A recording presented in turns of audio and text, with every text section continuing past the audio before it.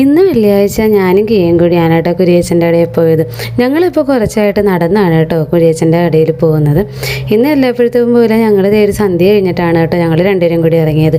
പൊതുവേ ഇന്ന് പെരുന്നാളായത് കാരണം റോഡിലൊന്നും തിരക്കില്ലായിരുന്നു. പക്ഷേ നമ്മുടെ പള്ളിയിലോട്ട് പോകുന്ന വഴിയിൽ തിരക്കിനൊരു കുറവുമില്ല കേട്ടോ. പതിവ് പോലെ പുള്ളിനെ കാണാനായിട്ട് നല്ല തിരക്കുണ്ടായിരുന്നു കേട്ടോ. പിന്നെ ഞങ്ങളും ക്യൂക്കെ നിന്നത് പുള്ളിനെ കാണാനായിട്ട് എത്തിയേ. അങ്ങനെ അവിടെ നിന്ന് ചെറിയൊരു പ്രാർത്ഥനയും കുറച്ച് നന്ദി പറച്ചിലൊക്കെ കഴിഞ്ഞ് ഞാനും കിയും തിരിച്ചിറങ്ങി കേട്ടോ. പോകുന്ന വഴിയിലും തിരക്കുകളൊക്കെ കുറവായിരുന്നു. പക്ഷേ ബീച്ചിൻ്റെ സൈഡിലൊക്കെ അത്യാവശ്യം നല്ല തിരക്കൊക്കെ ഉണ്ടായിരുന്നു കേട്ടോ. അങ്ങനെ ഞങ്ങൾ ഓരോ കാഴ്ചയും കണ്ട് വർത്താനമൊക്കെ പറഞ്ഞ് അങ്ങനെ നടക്കുകയാണ് കേട്ടോ.